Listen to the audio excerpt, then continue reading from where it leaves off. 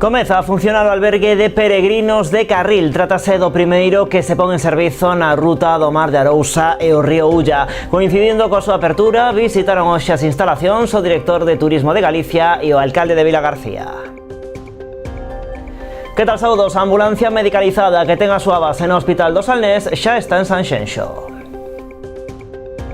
Como nos últimos veráns, o Sergas trasladou o servizo a Vila atendendo o volume de visitantes que chegan. Dende Sanidade negan as críticas que apuntan a que se deixa desprotexida a media comarca do Salnés e a comarca de Caldas para atender as necesidades de Sanxenxo. O xerente da área sanitaria non ve como un problema que non se poida prestar o servizo nun punto porque este atendendo a outra persoa noutro lugar.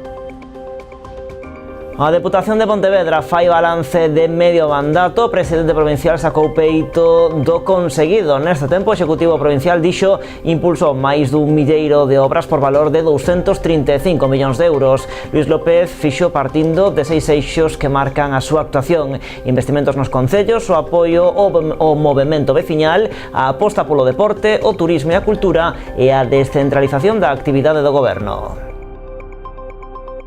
Traballadoras do Servizo de Axuda no Fogar de Boiro denunciaron esta mañá a súa precarización tras a nova licitación da xestión do servizo por parte do Concello.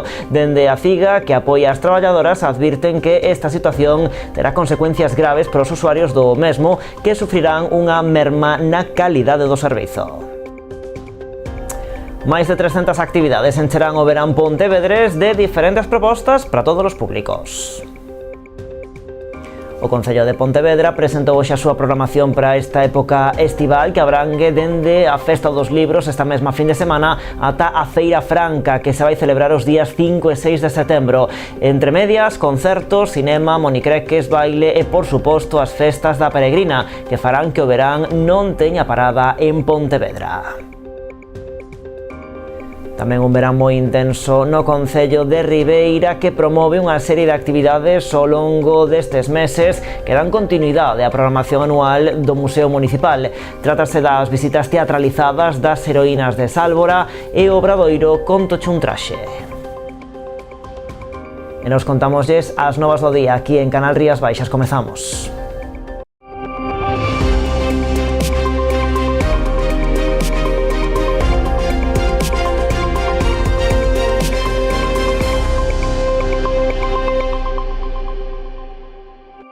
Dous anos despois da súa chegada ao goberno da Deputación de Pontevedra, o equipo do popular Luís López fixo balance do realizado ata o momento. Partindo do seu lema "Tendendo pontes", o presidente provincial sacou peito do conseguido. Neste tempo, o Executivo Provincial impulsou máis dun milleiro de obras por valor de 235 millóns de euros. Fixo partindo de 6 eixos que marcan a súa actuación: investimentos nos concellos, o apoio ao movemento veciñal, a aposta polo deporte, o turismo e a cultura e a descentralización da actividade do goberno. Escoitar, entender e atender son os tres ingredientes principais que plantexa o presidente da Deputación de Pontevedra na súa receita para gobernar a provincia. Cando se cumpren 2 anos da súa chegada ao Executivo, Luís López saca feito da xestión do seu equipo. Escoitar para enriquecer ese proxecto con todas as achegas que nos fan desde os colectivos, desde outras administracións e os propios cidadáns.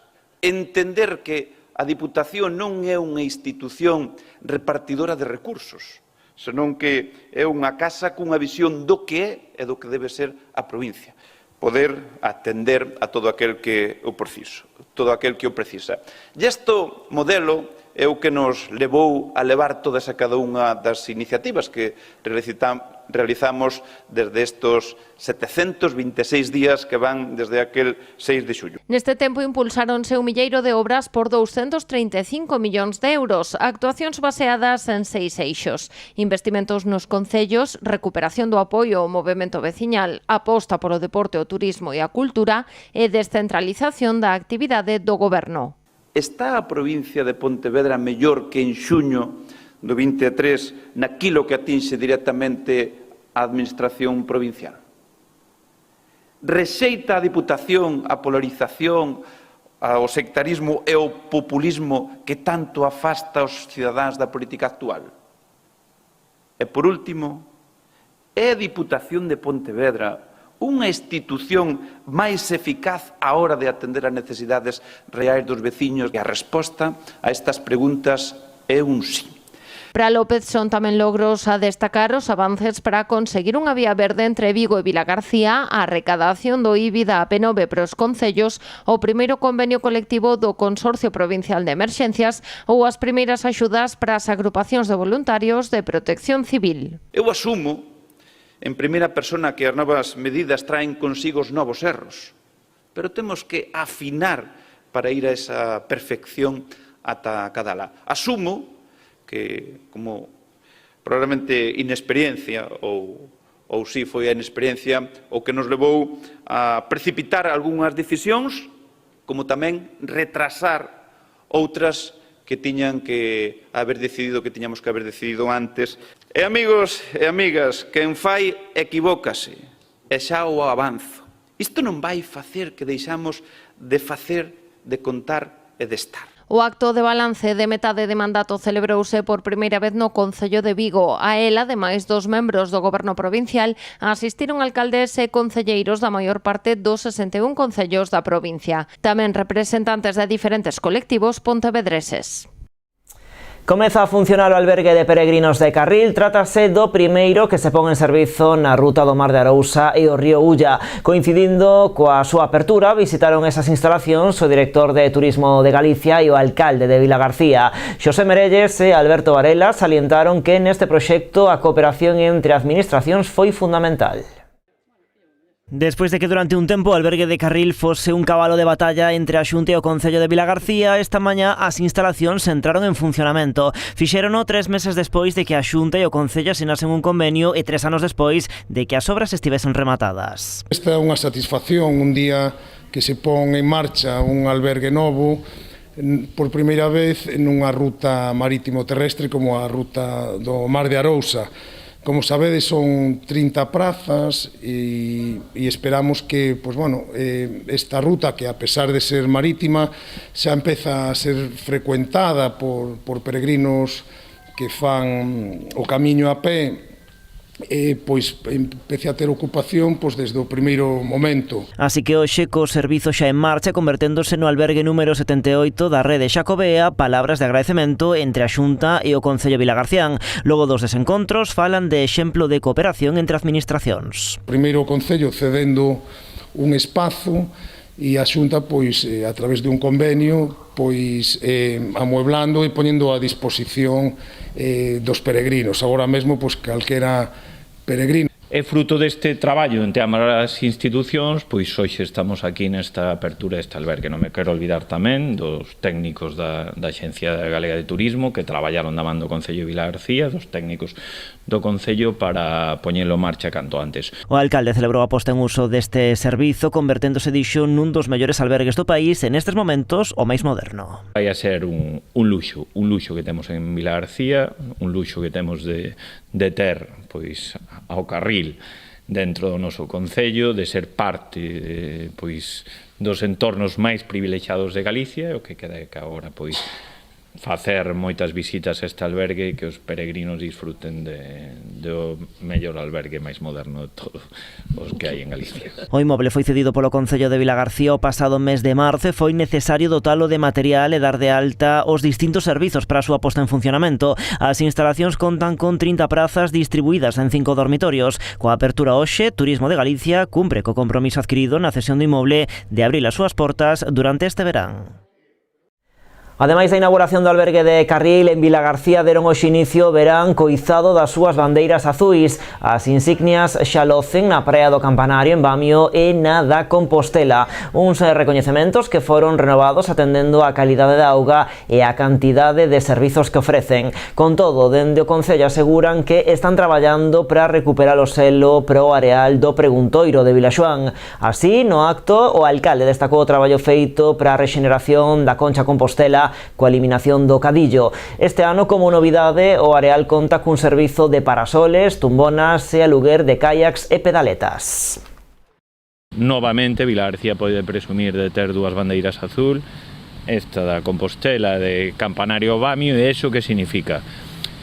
Pois dúas cousas moi importantes. A primeira, que temos unha calidade de auga excelente e por eso volvemos a refrendar esa concesión que concede Bandeiras Azul e novamente podemos lucir esta bandeira na nosa praia. Segundo, que unha praia con servicios, que unha praia accesible, que unha praia que vai a ter ademais os socorristas e que calqueira que pode ver pois é unha transformación que tivo este último ano esta praia da Compostela que dende logo pois non teríamos que envidiar a ninguna praia do mundo.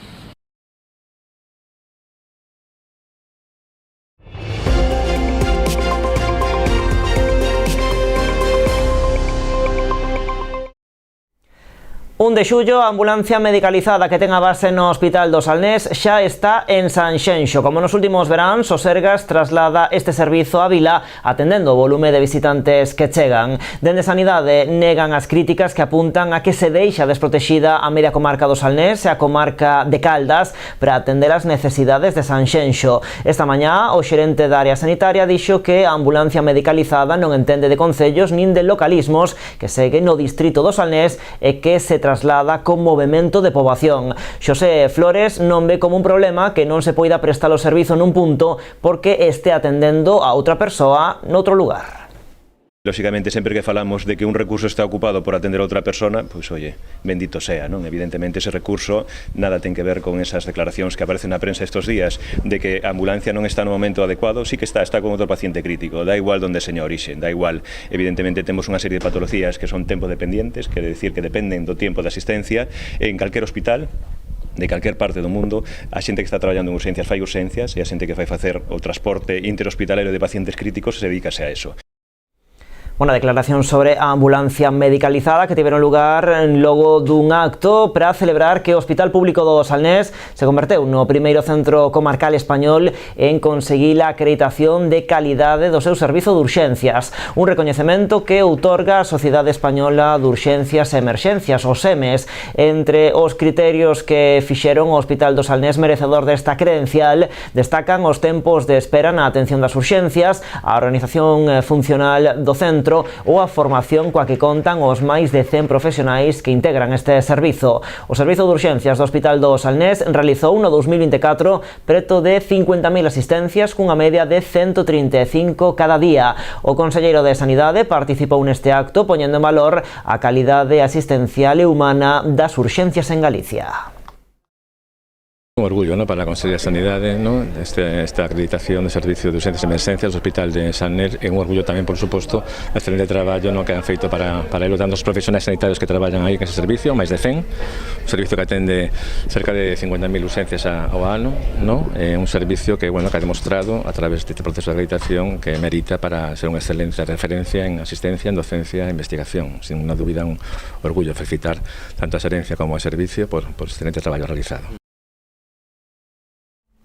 Acordo unánime do Pleno de Ribeira para solicitar a incorporación de médicos e a cobertura de todas as vacantes no Centro de Saúde a raíz dunha moción presentada pola Plataforma en Defensa da Sanidade Pública do Barbanza. Na sesión, o alcalde anunciou tamén a inminente publicación do estudo alternativo da variante de circulación do municipio. A situación da atención primaria centrou boa parte do pleno ordinario de Ribeira, no que se someteu a debate unha moción presentada pola Plataforma en Defensa da Sanidade Pública do Barbanza. Ademais de reclamar a incorporación de profesionais para completar o cadro de persoal do Centro de Saúde ribeirense, demandan a cobertura de todas as vacantes e baixas por vacacións. Na actualidade, unha das prazas de medicina de familia leva máis dun ano sin cubrir, o que máis que en torno a 1.500 persoas non teñen médico ou médica de referencia. 4 das plazas están cobertas eventualmente, xa que a 3 das profesionales marchan o 31 de agosto e 8 na primeira quincena de xullo. En agosto haberá unha xubilación, o que nos leva a que falten 6 médicas de familia dos 14 que ten que haber. Ademais, as vacacións, as incapacidades temporais e os permisos nunca se cobren. A iniciativa contou co respaldo unánime da corporación Agás no punto relativo á colocación dunha gran pancarta nun edificio público. Aquí o concelleiro socialista Francisco Suárez Puerta optou pola abstención, ao considerar que podería estar a pervertirse o uso das instalacións públicas, abrindo a porta a outro tipo de mensaxes. Durante o pleno debateuse tamén unha pregunta presentada polo PP relativa aos avances da variante e a viabilidade do estudo alternativo. O alcalde informou que se darán a coñecer as conclusións deste informe e se porán á disposición pública de toda a cidadanía nos próximos días. Seguimos con ese compromiso que adquirimos coa veciñanza no seu día cando nos presentamos ás eleccións municipais. Presentarase públicamente para que todas as persoas que queiran ver ese estudo que o podan coñecer en detalle. Tamén estará a divulgación a disposición de todas as persoas de Ribeira a través da páxina web. E tamén me gustaría incidir en que, xa que nos bota en cara que hai ese tempo que non presentábamos o informe, tamén me gustaría indicar que hai tamén outras cuestións por parte da Xunta que tamén me gustaría que o seu grupo nos facilitase ou que nos apoiase en outras reivindicacións, como por exemplo que esa circunvalación, que hai un orzamento de 1 millón de euros, creo lembrar, dos orzamentos da Xunta para este ano 2025, estamos en xullo de 2025 e aínda non se executou nin un só euro. Traballadoras do Servizo de Axuda no Fogar de Boiro denunciaron esta mañá a súa precarización tras a nova licitación da xestión do servizo por parte do Concello. Dende a CIGA, que apoia as traballadoras, advirten que esta situación terá graves consecuencias para os usuarios deste servizo que sufrirán unha merma na súa calidade. Un grupo de traballadoras do Servizo de Axuda no Fogar, xunto con representantes da CIGA, sindicato que apoia as súas reivindicacións, concentráronse esta mañá ás portas do Concello para denunciar a grave situación de precarización do servizo derivada da nova licitación impulsada polo equipo de goberno. Segundo sinalan, a aposta por unha adxudicación do servizo á baixa redundará na perda de dereitos laborais das traballadoras e na degradación da atención que reciben os usuarios. Non entendemos esta posición do goberno de Boiro, non ten ningún sentido. Eles saben perfectamente que isto vai acabar nun recorte do servizo e, polo tanto, a nosa firme oposición. Se presentou unha empresa que aínda baixa o servizo do que había a día de hoxe 3 euros, máis ou menos por hora, o cal, casi sin ninguna dúda, o van a pagar os usuarios e usuarias e o imos a pagar os traballadores e traballadoras. Non vai haber excusas de a empresa a que nos precariza, non. O Concello de Boiro, sacando esta licitación, xa está precarizando o servizo. E tamén, de nada vale que se aprobe unha moción para o estudo da municipalización cando logo queda nun caixón apartada e xa non é só que non municipalicemos o servizo, senón que ainda sacamos a licitación totalmente en precario. A pesar de que a CIGA presentou no seu momento varias alegacións á licitación, todas elas foron rexeitadas polo Concello. Ante esta situación xa anuncian que seguirán coas movilizacións, explorando ademais todas as vías legais e sindicais para garantir un servizo de axuda no fogar digno, tanto para as traballadoras como tamén para as persoas usuarias. Unha licitación a cal dende a CIGA e dende as traballadoras se presentaron varias alegacións, as cales ningunha foron escoitada, todo o contrario, senón que se nos dixo que é o que había prácticamente, non? Imos a estar en pé de guerra, que non imos a permitir que se nos toque ningún céntimo no salario ni ningún tipo de condicións. A situación afecta ao redor dunhas 50 traballadoras. E falamos agora dun accidente que se rexistraba no mar a última hora da tarde deste luns na zona do Chazo, en Cabo de Cruz, no que resultaron feridas 4 persoas, unha delas de gravidade, despois de colidir coa súa embarcación de recreo contra unha batea. Segundo informaron fontes do 112 Galicia, o accidente obrigou a mobilizar un amplo dispositivo de emerxencias, tanto por mar como por aire, incluindo o helicóptero Pesca 1. Os 4 feridos foron trasladados ao Hospital Álvaro Cunqueiro de Vigo para ser atendidos, onde a día de hoxe permanecen en estado grave. Polo de agora, descoñécense as posibles causas do accidente, que xa están a ser investigadas, dase a circunstancia de que hai uns días na illa rexistrábase tamén un incidente semellante na zona do faro de Punta Cabalo. E a volta da publicidade falamos da programación de verán que presentaron hoxe no Concello de Pontevedra.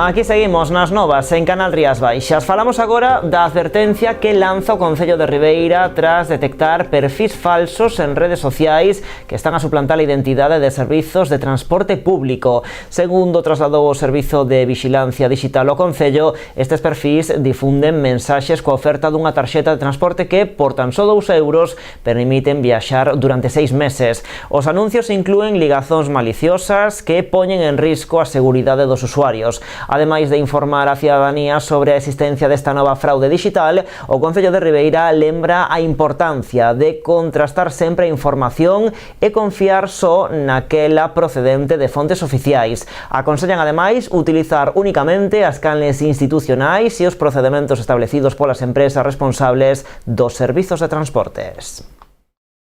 Bueno, pois seguimos en Ribeira porque o Concello segue avanzando na mellora das instalacións deportivas en todo o municipio. Na actualidade, operarios da Brigada Municipal de Obras traballan na instalación dunha nova cuberta na bancada do campo de fútbol da Tasca en Aguiño. A estructura atopábase moi deteriorada pola acción da salitre e os temporais, posto que se atopa nunha zona de costa moi exposta. No mes de marzo, o paso dunha borrasca provocara o desprendemento dunha chapa metálica co que parte da grada permanecía dende entón sen cubrir. O concelleiro de Obras, Xavier Vidal, supervisou os traballos de instalación que estarán rematados nos vindeiros días.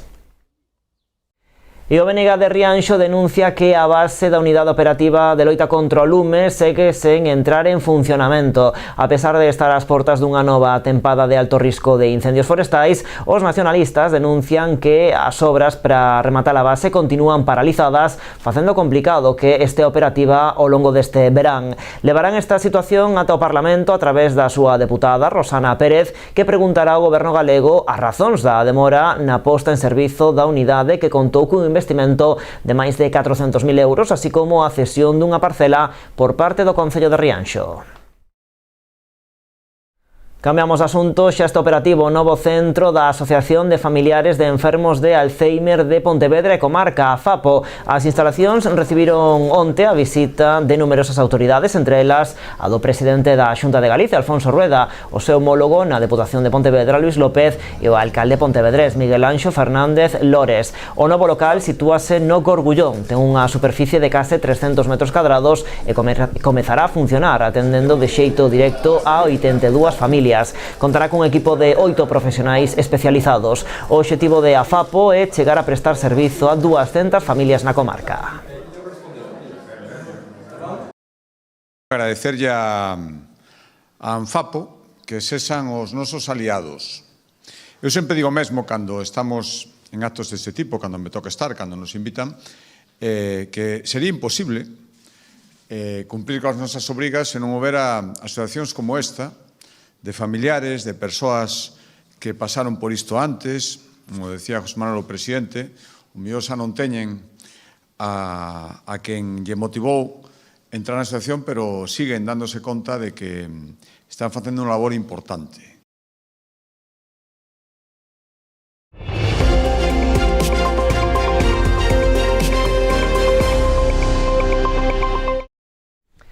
Máis de 300 actividades encherán o verán pontevedrés de diferentes propostas para todos os públicos. O Concello presentou hoxe a súa programación para esta época estival, que abrangue dende a Festa dos Libros esta mesma fin de semana ata a Feira Franca, que se celebrará os días 5 e 6 de setembro. Entre medias, concertos, cinema, monicreques, baile e, por suposto, as festas da Peregrina, que farán que o verán non teña parada en Pontevedra.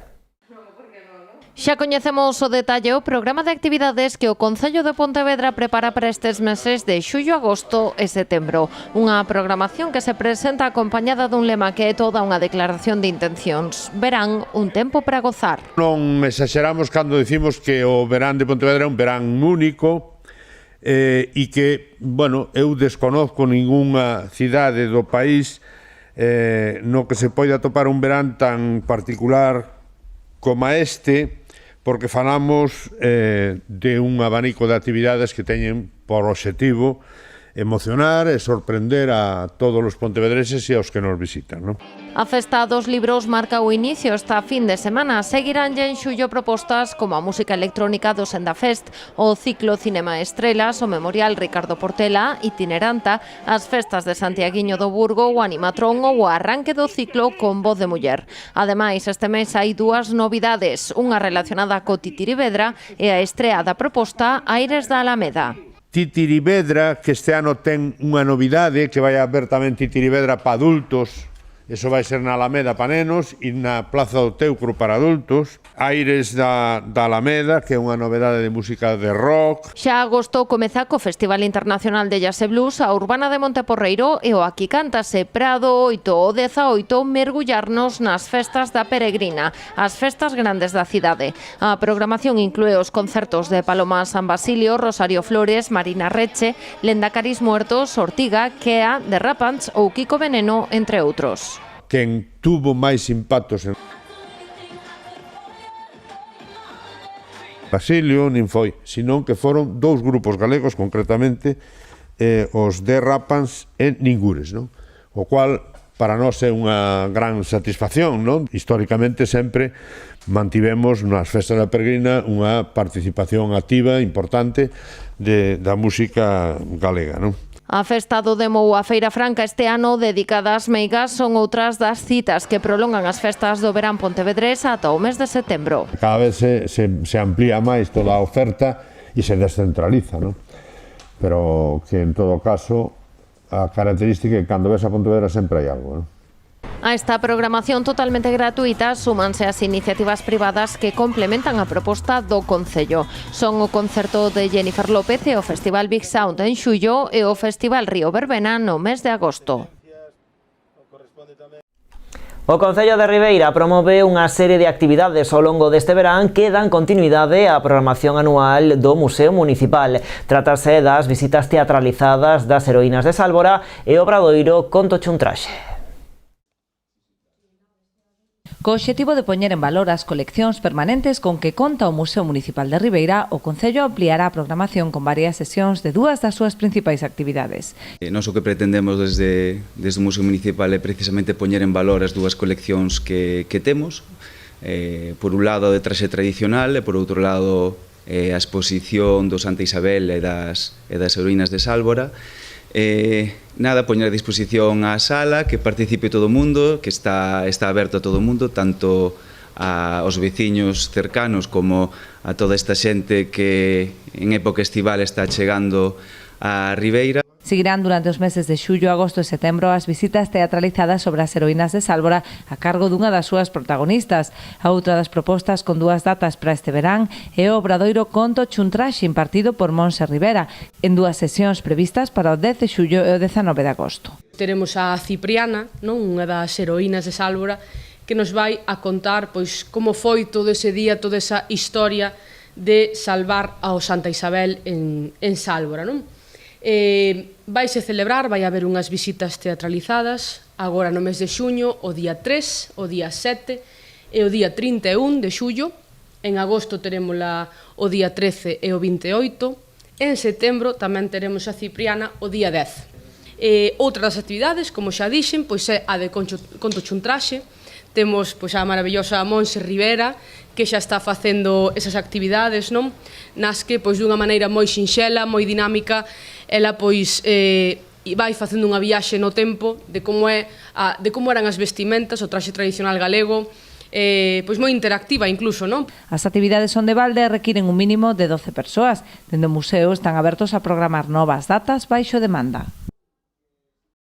Máis asuntos, o Complexo Deportivo Rías do Sur en Pontevedra acollerá esta fin de semana o Campeonato Galego Júnior e Absoluto de Verán. A cita desenvolverase do 4 ao 6, reunindo na cidade a máis de 350 deportistas de 28 clubes de toda Galicia. Os nadadores xuvenís loitarán polas marcas mínimas pro Campeonato de España, que se vai celebrar a finais de mes en Castellón. Creo que é importantísimo sempre destacar dende o punto de vista do deporte, pero tamén dende a promoción da cidade, o que supoñen estes campeonatos para Pontevedra. Estamos falando dun público que No caso de parte deles, pois se quedan a disfrutar da nosa cidade e enchen tamén os nosos comercios e os nosos locais de hostelaría. Bueno, para nós o Campeonato Absoluto é algo moi importante, fai moitos anos que non se facía en Rías do Sur. Vai ser un campeonato tirando a grande, son 3 días, non 2 como suelen ser os campeonatos galegos. Vai haber moito nivel. Nos vamos a intentar gañalo, porque estamos en condicións de intentalo ou de facelo. Este ano somos o único equipo galego de Primeira División Nacional coas rapazas. E, bueno, o ano a nivel absoluto está sendo espléndido, creo que non se pode mellorar este ano, sobre todo. Non sabemos que vai pasar os anos seguintes, pero estamos moi contentos co equipo. A vela galega mirou esta fin de semana cara a Vilagarcía. A cidade acolleu a celebración da Semana Galega da Vela, unha cita que reuniu a máis de 200 regatistas. Ademais de puntuar para as súas respectivas clases, a competición foi valedeira tamén para a Copa Xunta. O gran triunfador no campeonato foi o Real Club Náutico de Vigo. O conxunto fíxose co Gran Premio ao mellor club de Galicia. Non en van, 6 dos seus equipos alzáronse coa victoria nas súas respectivas categorías. Da comarca do Salnés cabe destacar a victoria de Carla Teijeiro do Real Club Náutico de Sanxenxo na clase Optimis Sub-16 e o bronce na clase 420 de Fernando Campos e Pablo Barreiro de Vigo e de Sanxenxo respectivamente. Tamén para o Real Club Náutico Sanxenxino marchou a prata de Lucas Otero en Ilca 6. Este sábado, 5 de xullo, terá lugar a 14ª edición da Regata con Galsa que organiza o Club Náutico e Deportivo de Ribeira. A proba, destinada á clase ORC dos Regata, Cruceiro, Regata e Cruceiro, reunirá a unhas 20 embarcacións chegadas dende diferentes clubes da zona. As instalacións do Club Náutico e Deportivo de Ribeira, entidade organizadora, acollían o acto de presentación da 14 Regata con Galsa. A cita terá lugar este vindeiro sábado 5 de xullo e, como é tradición, estará destinada ás clases do ORC, Regata, Cruceiro, Regata e Cruceiro. Na regata tomarán parte unhas 20 embarcacións chegadas dende diferentes clubs da zona, con varios trazados previstos e as previsións meteorolóxicas non fallan ese día, optarase por navegar de norte a sur, o trazado por Sálvora. La hora de salida que tenemos previsto será a las 14 horas. Y antes de esta salida, como siempre, vamos a tener una reunión de patrones a las 12:30, donde daremos una serie de pormenores de la regata y se escogerá el recorrido en función de las condiciones meteorológicas. A regata contará unha edición máis co patrocinio de Congalsa. Dende a empresa mostráronse moi satisfeitos por poder colaborar con esta proba. Nosotros estamos moi orgullosos de poder colaborar con un evento deportivo tan arraigado que ya va por su 14ª edición, porque a nosotros en Congalsa nos encanta el deporte y nos gusta pues patrocinar, ayudar y colaborar con el que es muy nuestro, muy de nuestra zona y muy de nuestra gente.